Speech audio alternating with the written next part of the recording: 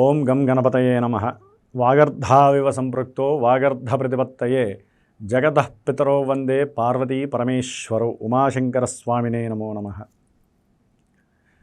మనకి అంతరిక్షంలో ఖగోళంలో చాలా విశేషమైనటువంటి మార్పులు జరిగి మన భూలోకంలో ఉన్నటువంటి మానవులందరికీ కూడా చాలా ఆనందకరమైనటువంటి విషయము ఈ జూన్ మాసంలో జరగబోతోంది. అదేమిటంటే ముఖ్యంగా జూన్ 8వ తేదీ సోమవారం రోజున శుక్రభగవానుడు మిథున రాశిలో నుండి కర్కాటక రాశిలోకి ప్రవేశము.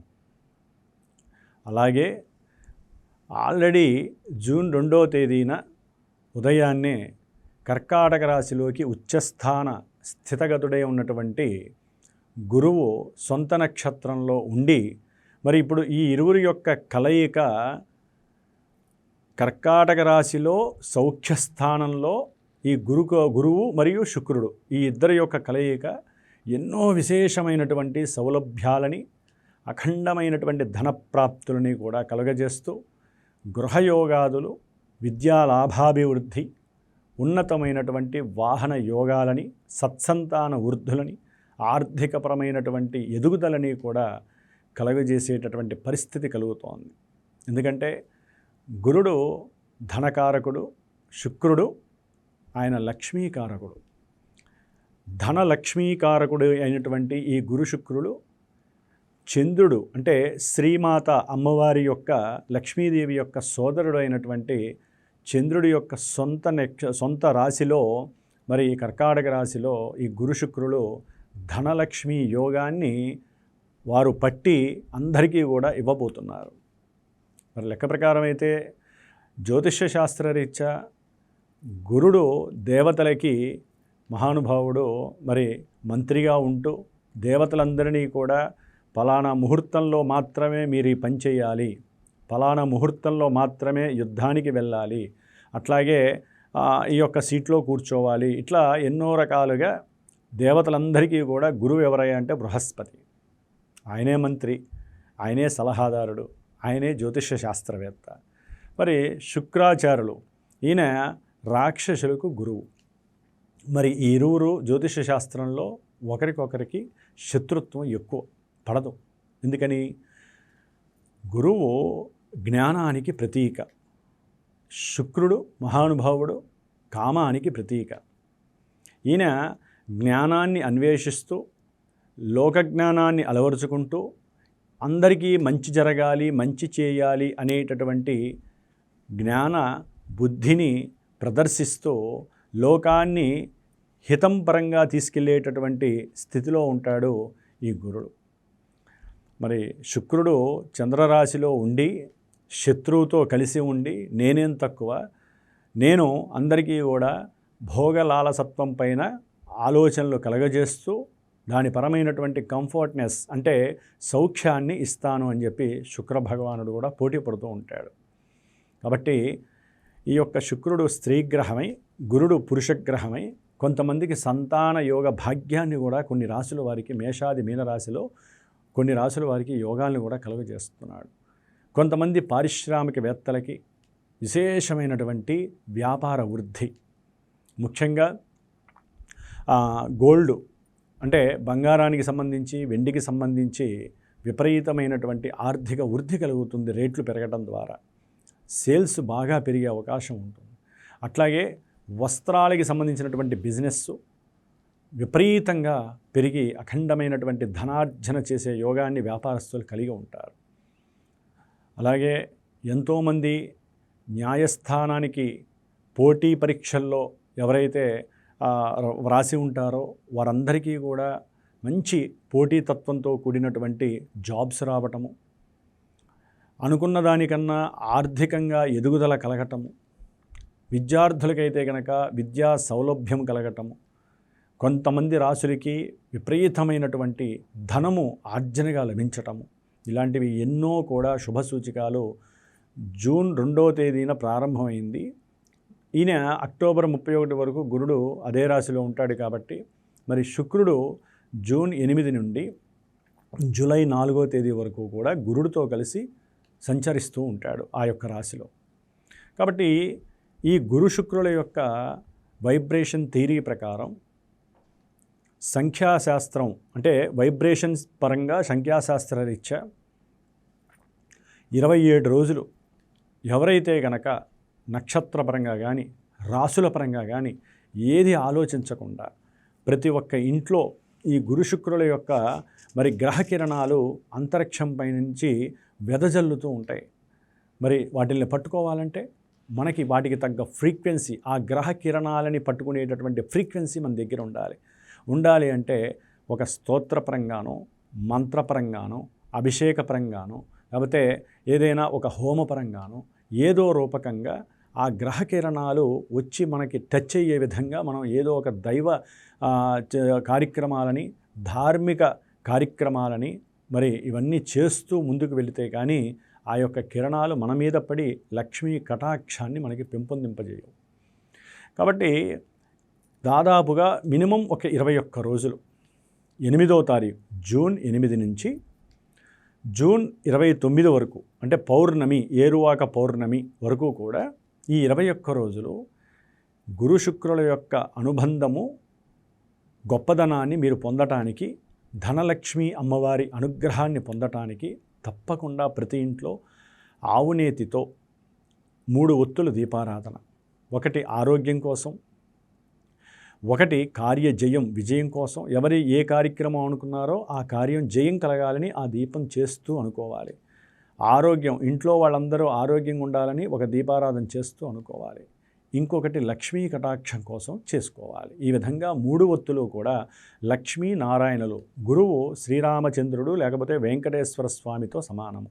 శుక్ర భగవానుడు మహాలక్ష్మి, మనకున్న అష్టలక్ష్మి కావచ్చు, మహాలక్ష్మి కావచ్చు, ధనలక్ష్మి, సంతానలక్ష్మి, విద్యాలక్ష్మి, గజలక్ష్మి, ఆదిలక్ష్మి, ధాన్యలక్ష్మి, ధనలక్ష్మి, ఇట్లా ఎన్ని లక్ష్ములు ఉన్నాయో చివరికి దీపలక్ష్మి, దీపారాధన కూడా లక్ష్మితో సమానము. మరి వీళ్ళందరికీ మరి ఆ లక్ష్మీదేవి ఫోటో, అష్టలక్ష్ముల ఫోటో, మధ్యలో వెంకటేశ్వర స్వామి ఫోటో, ఈ ఫోటో ముందు ఎవరైతే దీపారాధన నిత్యము కూడా ఆవునీతితో 3 ఒత్తులు వేసి దీపారాధన చేసి లక్ష్మీ సహస్రనామాన్ని కానీ, విష్ణు సహస్రనామాన్ని కానీ, లేకపోతే కనకదార స్తోత్రాన్ని రోజు ఒక 5 సార్లు కానీ 11 సార్లు కానీ చేస్తూ పొద్దున సాయంత్రం 2 పూట్ల దీపం వెలిగించండి. 21 రోజులు ఖర్చు అనుకోవద్దు, ఆవుని ఖర్చు అనుకోవద్దు. మనసుని శరీరాన్ని ఖర్చు చేయండి. ఒక పావు గంట 20 నిమిషాలు చక్కటి అనుభూతి, లక్ష్మీ కటాక్షం, అప్పులన్నీ తీరిపోతాయి. ఇంట్లో పిల్లలకి ఉన్నతమైనటువంటి విద్య లభిస్తుంది, మేధస్సు పెరుగుతుంది, జ్ఞానం వృద్ధి చెందుతుంది, దంపతుల మధ్య అన్యోన్య దాంపత్య అనుకూలత పెరుగుతుంది, సత్సంతానం కలుగుతుంది, సంతానం వృద్ధి చెంది కుటుంబ వంశ గోత్రాభివృద్ధి కలుగుతుంది. వ్యాపారాలలో ఎటువంటి నష్టాలైనా పొడుగుపోయి అఖండమైనటువంటి లాభాలు కలిగి సిరి సంపదలు పెరుగుతాయి. ఉన్నతమైనటువంటి వాహన యోగము, అట్లాగే ఉన్నతమైనటువంటి గృహయోగము కూడా కలగటానికి గురు శుక్రులు చక్కగా ఒక ఇంట్లో కూర్చొని ఆ గ్రహకిరణాల ద్వారా మనకి ప్రసాదించేటటువంటి సమయంగా మీరందరూ భావించాలి. కాబట్టి ఈ విధంగా ఆచరిస్తూ మరి పౌర్ణమి రోజున ఒక 9 మంది ముత్తైదువులని ఇంటికి పిలుచుకొని వచ్చి చక్కగా వారందరి చేత లలితా సహస్రనామాన్ని చక్కగా చేయించి, వీలుంటే 12 సార్లు చేశారనుకోండి 108 సార్లు సంప్రాప్తి అవుతుంది. లేదా 9 మంది చేత 9 సార్లు చేయించండి. ఆ విధంగా చేసి అవకాశం ఉంటే వస్త్రము, చీర, జాకెట్టు, పుష్పాలు, గాజులు, పసుపు, కుంకుమ, గంధం అన్నీ చక్కగా వారే లక్ష్మీదేవి స్వరూపాలుగా భావించి, నవదుర్గలుగా భావించి చేసినట్లయితే ఈ 21 రోజులు చేసినటువంటి ఆ పుణ్య ఫలితం అంతా కూడా వాళ్ళు తదాస్తు దీర్ఘ సుమంగళీ భవ, సౌభాగ్యవతీ భవ, లక్ష్మీప్రాప్తిరస్తు అని అంటారు కదా, అది తప్పనిసరిగా మీ వంశానికి, మీ కుటుంబానికి సర్వదా రక్షగా ఉంటుంది. అట్లాగే ఈ గురు శుక్రులు ఇద్దరూ కూడా ముఖ్యంగా ఈ 4వ తారీఖు వరకు శుక్రుడు అక్కడే ఉండి తర్వాత మారుతాడు. కాబట్టి వీలుంటే ప్రతి గురువారము, ప్రతి శుక్రవారము, అంటే వారంలో గురు శుక్రవారాలు నాకు తెలిసి 3 వారాలు రావచ్చు. ఈ 3 వారాలు కూడా లేకపోతే 4 వారాలు ప్రాతకాలము గురువారము గురుహోరా సమయం 6 నుంచి 7 గంటల మధ్యలో, శుక్రవారము శుక్రహోరా సమయంలో చక్కగా దీపారాధన చేసి గురుగ్రహానికి సంబంధించినటువంటి స్తోత్రం ఉంటుంది. దేవానాంచ ఋషీనాంచ గురుం కాంచన సన్నిభం బుద్ధిభూతం త్రిలోకేశం తం నమామి బృహస్పతిం. ఈ మంత్రాన్ని ఒక 16 సార్లు చదవండి. శనగలు నివేదన చేయండి. అట్లాగే స్వీట్ నైవేద్యం పెట్టండి. శుక్రవారం రోజున ప్రాతకాలం 6 నుంచి 7 గంటల మధ్యలో లక్ష్మీదేవికి సంబంధించినటువంటి ఆ యొక్క లక్ష్మీ కవచాన్ని చదవండి. దానికి ముందు శుక్రగ్రహానికి సంబంధించినటువంటి స్తోత్రం ఉంటుంది. ఆ యొక్క స్తోత్రాన్ని కూడా చక్కగా మీరు చదివి 20 సార్లు చదవండి. 20 సార్లు చదివిన తర్వాత లక్ష్మీ కవచము చాలా విశేషత్వం. అట్లాగే లక్ష్మీ అష్టోత్తరాన్ని, లక్ష్మీ సహస్రనామాన్ని ఆ శుక్రవారం రోజున చేసి అమ్మవారికి క్షీరాన్న నైవేద్యం చేయండి. ఈ విధంగా ఎవరైతే గనక గురువారము శుక్రవారము ఈ 21 రోజుల్లో ఏదైతే వస్తాయో అన్ని రోజులు చేస్తే మీ ఇంట్లో సిరి సంపదలు నిలవ ఉంటాయి. అట్లాగే ముఖ్యంగా మరి కొంతమంది చేయలేనటువంటి వాళ్ళకి ముఖ్యంగా ఈ యొక్క గురుగ్రహము శుక్రగ్రహానికి సంబంధించినటువంటి వేద మంత్రముతో కూడినటువంటి మూల బీజాక్షర మంత్రాన్ని మా యొక్క శ్రీమాత జ్యోతిషాలయ పీఠంలో దాదాపుగా 27 రోజులు, పౌర్ణమి రోజున హోమం ఉంటుంది, 4వ తారీఖు వరకు 27 రోజులు కూడా ఆ యొక్క గురువుకి శుక్రుడికి సంబంధించినటువంటి వేదమంత్ర సంపుటిత బీజాక్షర మంత్రాన్ని రోజు 1000 సార్లు చొప్పున చేస్తూ విశేషముగా హోమము అంటే ఏరువాక పౌర్ణమి జూన్ 29వ తేదీన పౌర్ణమి రోజున లక్ష్మీ కటాక్షము కోసము విశేషముగా లక్ష్మీదేవికి సంబంధించిన శ్రీ సూక్త పారాయణతో హోమము, అట్లాగే అమ్మవారికి సంబంధించినటువంటి ఎరుపు తామర పూలతో ఆవునేతితో హోమము, గురువుకి సంబంధించినటువంటి రావి సమిధలు శనగలు, శుక్రుడికి సంబంధించినటువంటి బొబ్బర్లు, అట్లాగే ఆయనకి సంబంధించినటువంటి మేడి వృక్ష సమిధలు, వీటితో ఆ హోమాన్ని ఆచరించి ఆ హోమ భస్మాన్ని అంటే ఎవరైతే గనక మా యొక్క పీఠానికి ఫోన్ చేసి వారి యొక్క గోత్రనామాదులు ఇచ్చి ఈ యొక్క విజయవంతమైనటువంటి విజయలక్ష్మి ధనలక్ష్మి అమ్మవారి యొక్క కార్యక్రమంలో లక్ష్మీ కటాక్షం కోసం ఎవరైతే ప్రిపేర్ అవుతారో పార్టిసిపేట్ చేయడానికి వారికి ఈ యొక్క భస్మాన్ని గనక వారు నిత్యము గనక సేవించగలిగితే 108 రోజులు గనక నిత్యము గనక పెట్టుకొని మీ మనసులో కోరిక చెప్పుకుంటే లక్ష్మీదేవి యొక్క అనుగ్రహం సంపూర్ణంగా మీకు లభిస్తుంది. ఎందుకంటే గురు శుక్రుల యొక్క కలయిక అదే కర్కాటక రాశిలో అన్ని సమయాలలో నడవదు.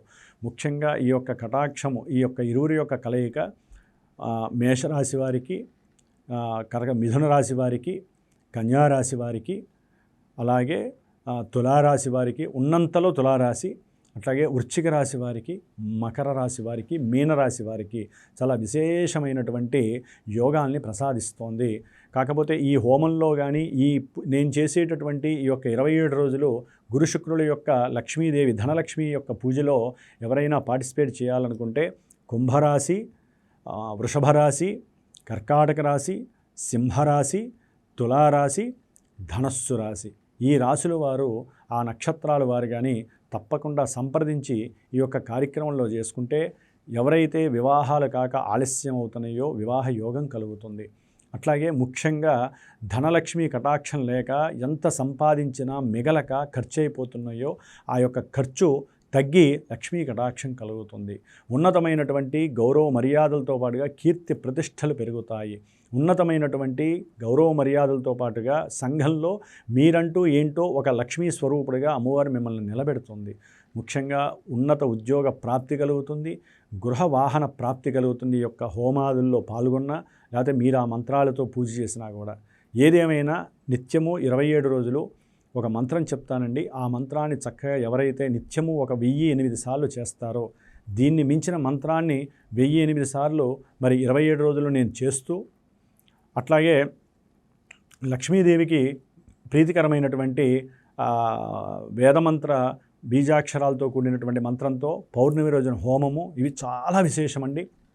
కాబట్టి తప్పకుండా ఓం ఐం హ్రీం శ్రీం మహాలక్ష్మీర్ నమః ఈ మంత్రాన్ని చక్కగా ప్రతినిత్యము 1008 సార్లు చదవండి. లక్ష్మీదేవి కటాక్షం మీకు కలుగుతుంది. కాబట్టి ఈ యొక్క గురు శుక్రుల యొక్క అనుబంధాన్ని, గురు శుక్రుల యొక్క యోగాన్ని అందరూ కూడా ప్రతి నక్షత్రము, ప్రతి రాశివారు, ప్రతి ఇంట్లో ఈ యొక్క యోగాన్ని చక్కగా చేసుకోండి. అమ్మవారి యొక్క ఆవాహన కావడానికి మీరందరూ కూడా ప్రయత్నం చేయండి. ఓం శ్రీ లక్ష్మీనారాయణాభ్యాం నమః.